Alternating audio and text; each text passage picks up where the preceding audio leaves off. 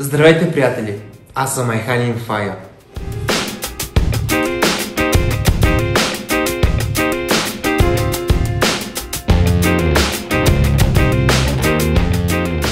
Вече сме 10 000 последователи, приятели. Благодаря ви много, благодаря ви от сърце, благодаря ви от душа. Ако вие не бяхте, аз нямаше как да постигна всичко това. Всичко това го дължа на вас, на вашите коментари, на вашите харесвания, на вашите споделения в социалните мрежи. Искам да споделя нещо с вас, нещо много ценно. Нещо, което от много време исках да споделя с вас и днес в това видео искам да споделя именно с вас, с моята публика. Моята цел е 100 000 последователи и ако приемем, че 10 000 последователи това е първото стъпало от 100 000 последователи, това означава, че аз вече съм изкачил първото значимо стъпало, за което ви благодаря много. Благодаря ви, че повярвахте в моята концепция за уникални видеоклипове, които ги няма никъде в България. Това е моята цел, да предлагам видеоклипове, които ги няма никъде в България. И наистина се старая и се получава.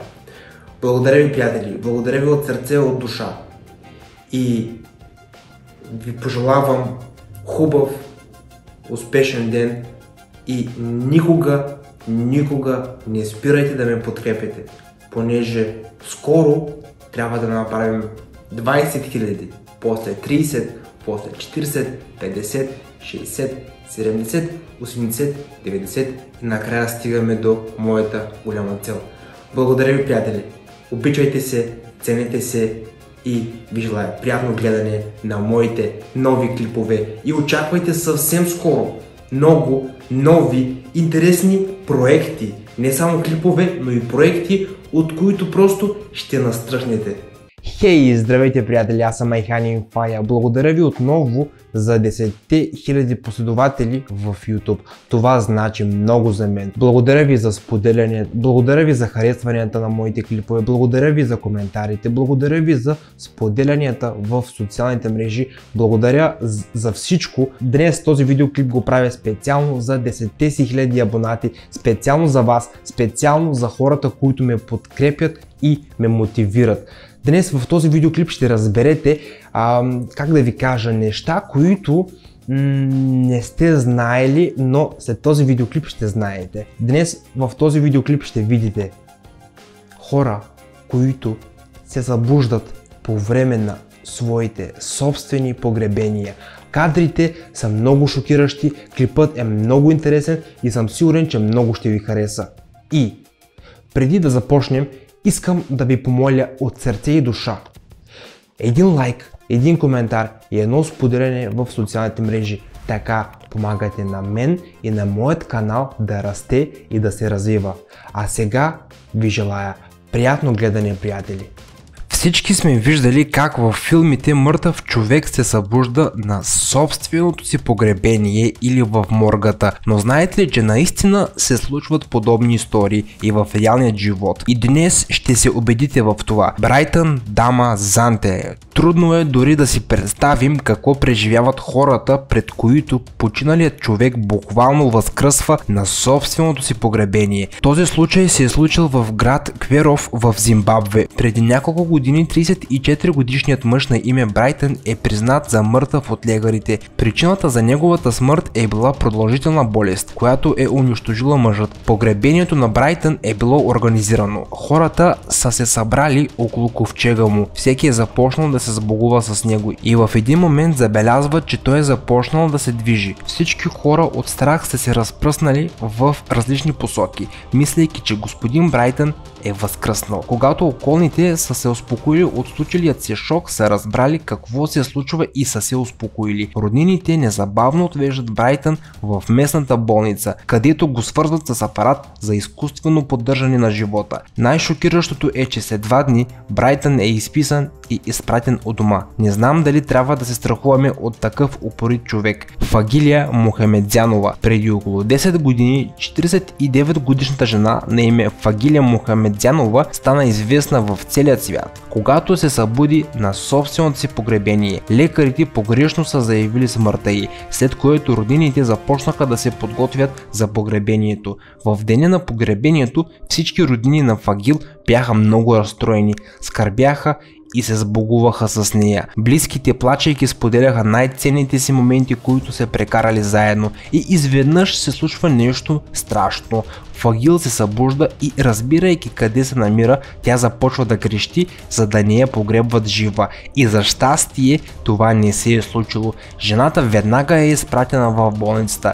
За съжаление, сърцето на жената не издържа на голямото напрежение. И 12 минути след като докторите са се опитали да нормализират състоянието и в болницата, тя почива. Роднините са били много ядосани на лекарите и те са твърдели, че ако лекарите са били по-бързи, сега Фагилия щеше да е жива. Херв Негеро, жител на Етиопия, Херв Негеро е бил тежко болен, така че смъртта на мъжа не е шокирала нито роднините, нито и лекарите. По време на погребението, когато неговите приятели и роднини са се сбогували с него, изведнъж те чуват странно почукване от вътрешната страна на ковчега. Гостите на погребалната церемония се разпръскват ужасени от чутото и видяното, а най-смелите отварят ковчега и всички са изпаднали в шок. Оказва се, че мъжът е възкръснал преди няколко часа. Той е бил толкова слаб, че е нямал даже сила да вика. Погребалната церемония веднага се е превърнала в празник. Експертите предположиха, че негърът просто е бил в кома, която лекарите не са могли да разпознаят. Но за съжаление, Херв Негеро не е живял толкова дълго. 2 месеца след чудното възкресение той е починал. Малик.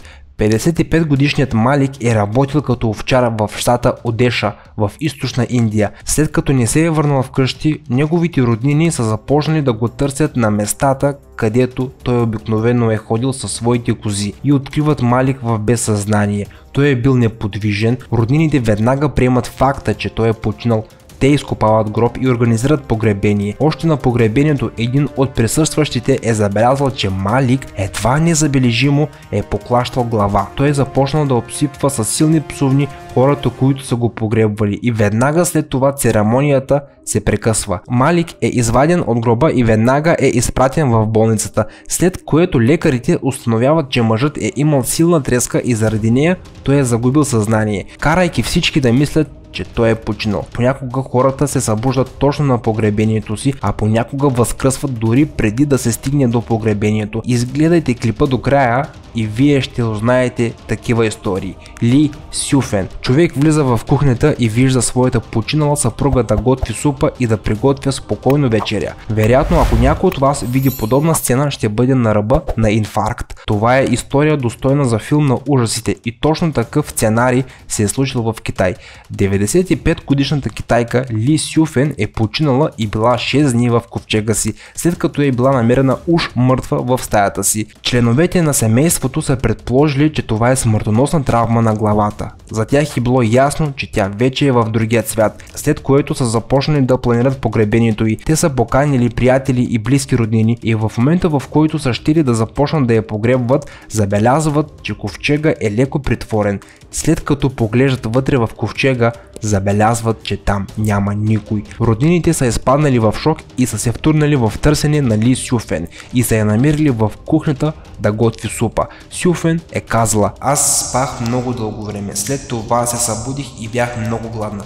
Затова дойдох в кухнята, за да си приготвя нещо." Как бихте реагирали след такъв отговор, при условие, че всички близки нейни роднини и приятели вече са се смирили с факта, че тя е починала? Когато лекарите са започнали да изследват състоянието й, станало ясно, че тя е претърпяла изкуствена смърт. Людмила Стеблевская. Случаят с Людмила Стеблевская е уникален, защото тази жена е от Русия и 2 пъти е успяла да изплаши своите роднини, връщайки се от другия свят. През 2011 година Людмила е била откарана в регионалната клинична болница в Томск, след влошаване на състоянието й, където е прекарала няколко дни. След известно време дъщерята на Людмила, Анастасия, е звъннала, за да се поинтересува от състоянието й, и лекарите са й съобщили тъжната вест, че майка й е починала. Изпадайки в тъга и депресия, Анастасия е започнала да планира погребението на майка си и да се обажда на близки роднини. Но както се оказва, тя е избързала с погребението.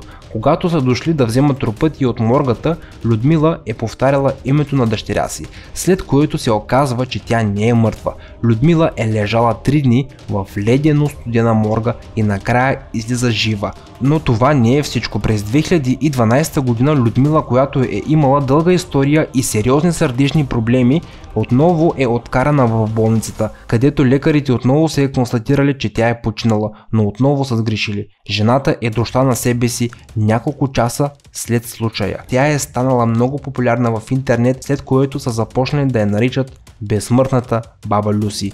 Тони Яхле. Тони Яхле е бил механик и по спешност е откаран в болница на сутринта на 4 август 2013 година, след като съпругата му забелязва, че дишането му звучи странно. Той остава в стабилно състояние няколко часа до късно вечерта, когато сърцето му внезапно спира. Опитите на лекарите да го съживят не са успешни и след 45 минути лекарите го обявяват за мъртъв. Отказвайки да приеме тази новина, 17-годишният му син на име Лоренс прониква късно през вечерта в болницата и започва да крещи по коридора: "Татко, ти няма да починиш днес." Съвпадение или не, но след няколко часа Яхлин започва да показва признаци на живот. Сърцето му отново започва да бие и се възстановява. Лекарите, осъзнавайки, че няма нужда да губят време, възобновяват процедурите за реанимация и след няколко минути автомеханикът възкръсна. По всички критерии той е изглеждал в абсолютно здравословно състояние. В продължение на няколко дни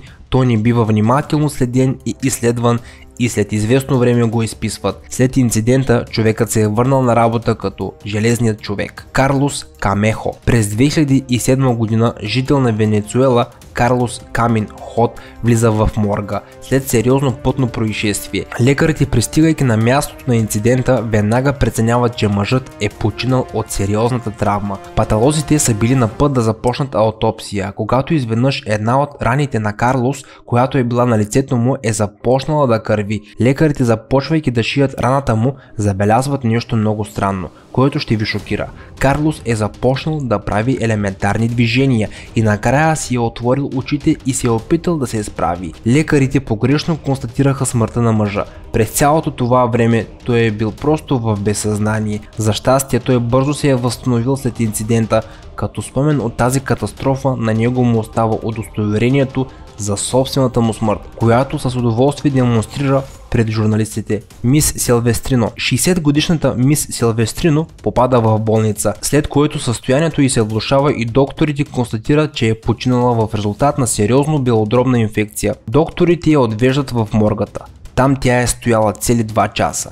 Дъщеря й, Разум Дело, веднага е отишла в болницата, за да прегърне за последен път майка си и е усетила, че тя все още диша. Тя е споделила с лекарите, че майка й все още е жива. Лекарите са решили, че тя се шегува. Разум е започнала да крещи силно и е започнала да прави скандали, след което докторите са изкарали нея от моргата и са я свързали към апарат за изкуствено поддържане на живота в интензивното отделение и са стигнали до заключение, че възрастната жена е била още жива.